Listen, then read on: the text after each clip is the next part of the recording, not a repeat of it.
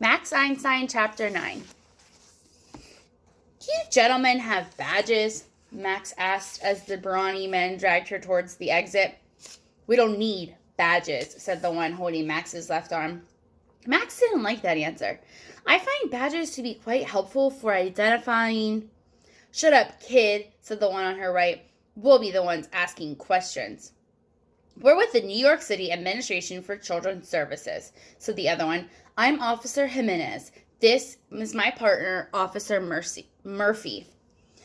We know all about you, said Officer Murphy, as the two men more or less shoved Max out to the street. You go by the name of Max Einstein. You have absolutely no business attending classes at NYU or any other college. You have been in and out of foster care and orphanages your entire life. You have no known family, no birth certificate. How do you even know your name?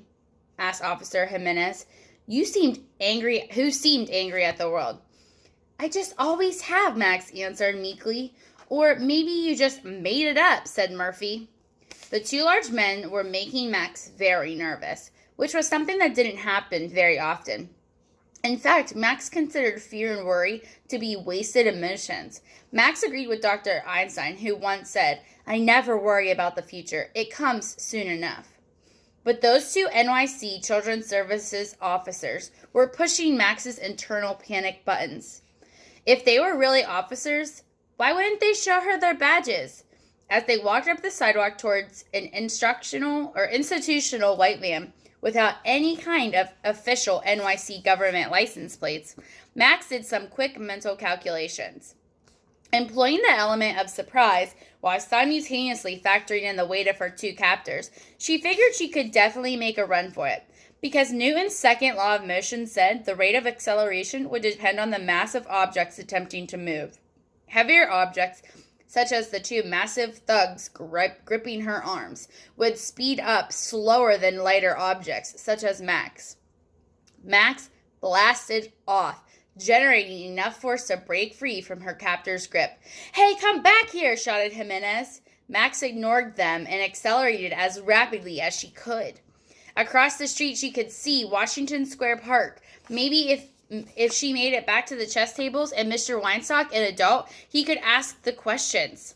To the chess tables and Mr. Weinstock, an adult, he could ask the questions. The two goons clearly didn't want to hear from a 12-year-old girl. Max was about to bolt across the street when a bicycle going the wrong way cut her off. The cyclist was texting while biking. He didn't swerve, didn't even see Max trying to dash across the street.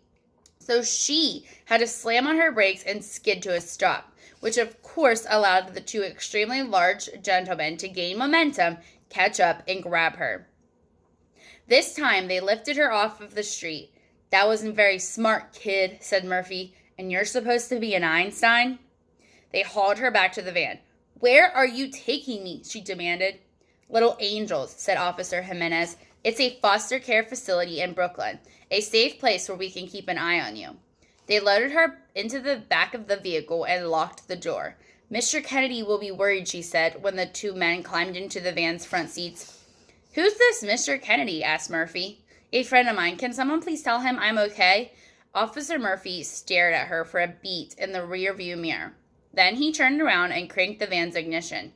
Nah, kid, we're not going to do that. We're just going to haul your butt to Brooklyn.